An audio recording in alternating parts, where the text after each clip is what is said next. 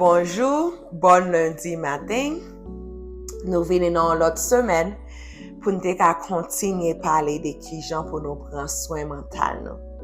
So, aujourd'hui, nous allons continuer pour nous continuer à parler de qui gens Timoun yo te ka choqué. Nous allons continuer le sujet de choquer Timoun.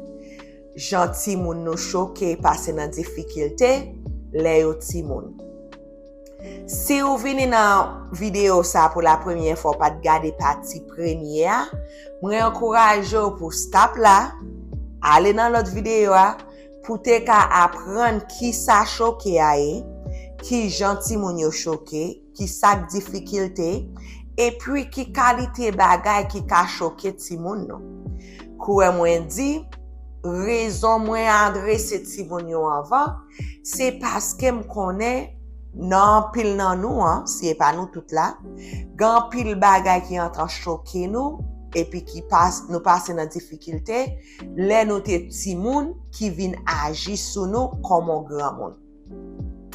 So dans vidéo ça ou ka wè bagay que ou te passé et pour ka wè bagay que ti moun ou a passé et puis pour te ka corriger. C'est comme ça, c'est avec information qui fait nous prendre soin en bagay pi bien. So, si m'ban nous information, ça a aidé nous qui gens pour nous prendre soin mental.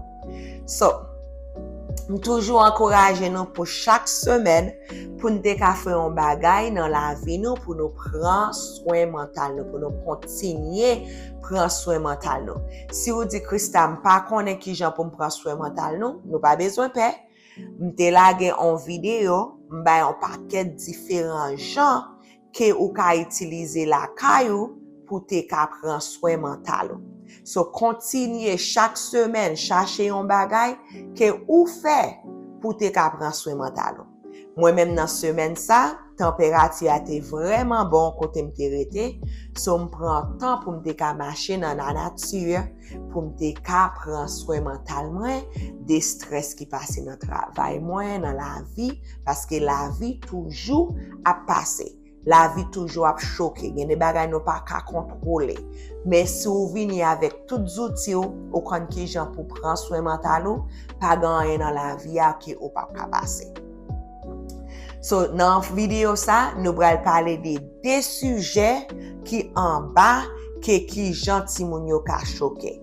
So yon nan sujet m'bral expliquer qui gens qui ça qui a affecté ti moun nan qui gentil moun nan ka affecté les li a choqué qui ça dans col qui a affecté qui ça qui a affecté dans la vie ti moun nan et puis m'a expliquer qui signe ou ka wè les ti moun nan affecté si ti moun nan passé dans situation qui a choqué ou bien s'il y a passé dans situation qui difficulté qui signe ou ka wè.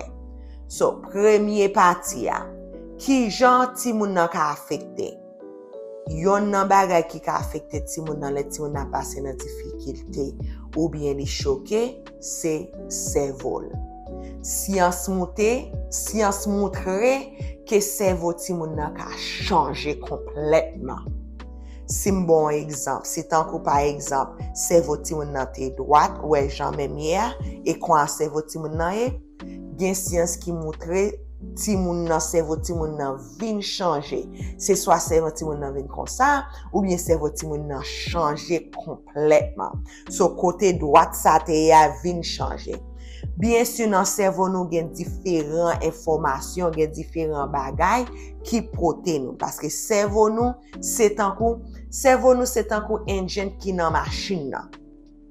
C'est ça cerveau nous est. Cerveau nous vraiment important. Gen différentes parties dans cerveau nous. Nous gen 6 différentes parties dans cerveau nous.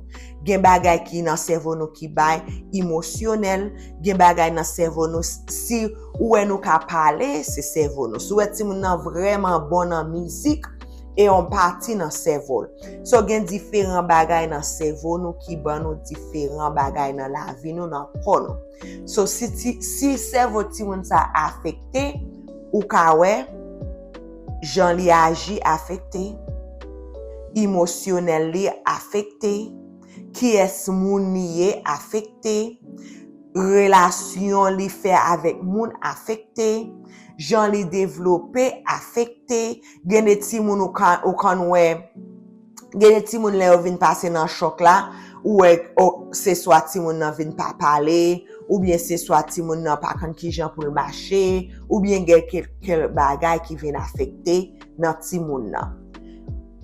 Kouwe mwen te di, relation ti moun nan affecté. Jan ti moun nan wè tèt li affecté. Jan ti moun nan vin irrégulier émotionnel li vin affecté. Ou ka ti moun sa pa gen régulier nan émotionnel li pa ka corriger émotionnel li. Se so wè ti moun nan toujours ap rele, ap fâché, ou bien ap kriye, ou bien triste, li pa ka kon ki jan pou li contrôler émotionnel li. C'est comme ça ti moun sa ka affecté. Bien sûr, ti moun nan ka affecté nan adulte. So c'est comme ça choqué avec difficulté ka affecté ti moun nan. So konya ki sin ou ka wè sou konnen, parce que si nous t'étend de l'autre vidéo nan nou ka wè différentes situations. Mais si nous ti moun nan passe dans situation ça, ti moun nan ka montre signe qui ka montre que li affecté de choquer ça ou bien difficulté ça que li a passé ou bien situation ça que li a passé. So, kouwe mwen di ti moun nan ka choqué à l'âge de même nan ventre rivé de 3 ans. Gene ça vraiment difficile pour wè. Mais à l'âge que ou ka wè plus, c'est à l'âge de 3 ans arrivé à 5 ans. So l'âge de 3 ans arrivé à 5 ans, si nous ou ka wè ke ti moun nou choqué, la passe non bagay difficile, c'est soit ti moun nan kriye en pile. Gede nan langue haïtienne nou di li vin rechinia. Nou ti moun ap kriye en pile ou bien la prele en pile. C'est soit nou ti moun nan lè li ap dormi li fait en pile vie rêve. Ou bien ti moun nan vraiment agressif, ou bien ti moun nan vin pa ka parler, ou bien li pa ka exprimer. C'est soit ouais ti moun nan perdi ki li pa reme manger, li pa vle manger encore, ouais wap et quand wap forcer pour manger. Ou bien ouais la perdi poids vraiment vite. Gene le ouais poids perdi vraiment vite. C'est soit ouais ti moun nan pa ka kito aller en ken côté. Li toujours vraiment vle aller n'importe côté avant, li pas arrêter pour col.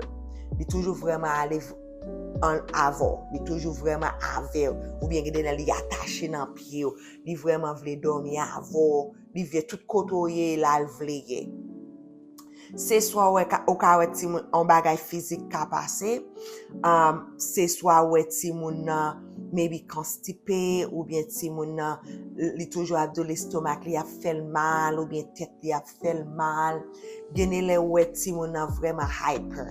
Gene ouais ti moun manje tout bagay li kanko ou elle vraiment busy, ouais ti moun tout côté, a parler tout côté, fait tout genre comme ça yo.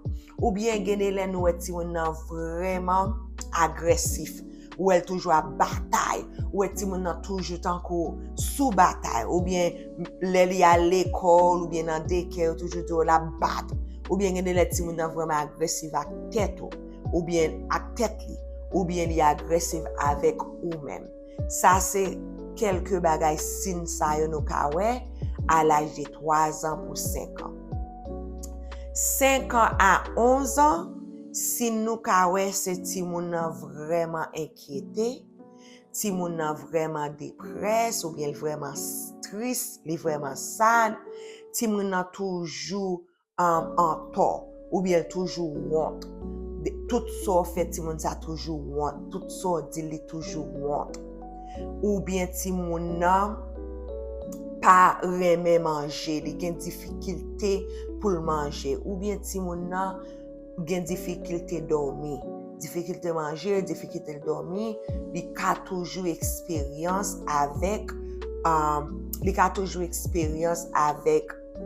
mauvais rêve le l'abdomen.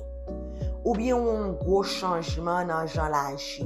C'est soit ouais ti moun l'agi, li agi vraiment agressif ou bien vraiment agi calme. Se sin sa nou ka wè de ti moun ki a l'âge de 5 ans à 11 ans. Ti moun ki a l'âge de 11 ans à 18 ans, sin nou ka wè se ti moun nan vraiment vle participer nan chose ki kankou ki pa bel. Se swa li vle fime, ou bien li vle boire alcool, ou bien li vle batay, gen le ti moun wè yo vle kite kay, yo vle dormi deyo, yo vle rete deyo, ou bien yo vle zanme ki pa bon, ou bien yo vle fe bagay ki vreman seksyel, wè yo toujou yo toujou gon paket boyfriend, ou bien girlfriend, yo toujou gon moun sa, ou bien bagay seks vreman okipe yo vreman pil. Yo vraiment bagay sexe occupé yo. Gene yo ka wè ti moun sa masturbe en pile ou bien la coucher avec l'autre moun. Li ka tombe dans dépression, li ka tombe dans inquiétude, ou bien li ka rete dans chambre, ni pa vle aller aucun côté, li pa vle faire aucune activité, c'est dormir tout le temps, ou bien manger en pile. Ou bien gene la li vraiment kankou ti moun sa, li kankou tout so dil li fâché en pile. Li vraiment agressif, li toujours à bon bois, kembe. De beau dil ça, ouais li fâché en pile. So ça c'est signe ça yo, nou ka wè le ti moun nou apè passer dans choqué ou bien dans difficulté.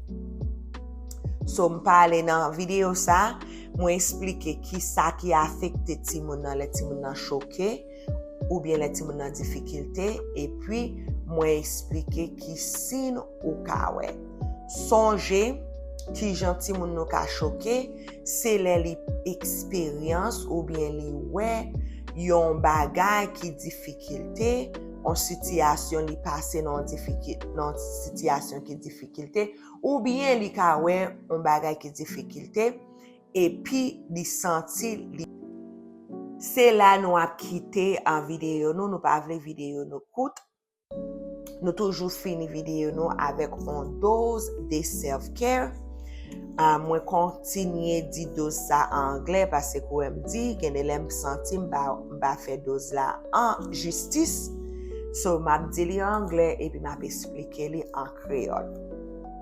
Dose ça dit: You are not defined by your mistake. Dose ça vraiment aller avec ça m'a expliqué des choqués, des difficultés dans moi ça, parce que même si m'a parlé des bagages qui ont passé les autres petits moun, même si m'a parlé des difficultés, des situations qui passent ou qui pas fait plaisir, mais ou pas besoin, ça pas besoin ou même. Ça pas besoin de ce que on t'est abusé, c'est ça moyen. Ça pas besoin ou même. Mistake ou fait, pas besoin définir qui est moun ou yé. C'est ça en dos ça dit. Mistake que ou fait, pas besoin c'est ou même ou yé. Ou ka fait bagay que ou ka prend soin tête ou venir en moun que gros citoyen. Li pas besoin ou rete avec. C'est là nous a fini vidéo nous. Moi encourager nous pour nous toujours faire choses pour nous prendre soin mental nous, et puis me souhaiter que nous passions une bonne semaine, me souhaiter que nous passions un bon lundi dans l'autre semaine. Bye bye.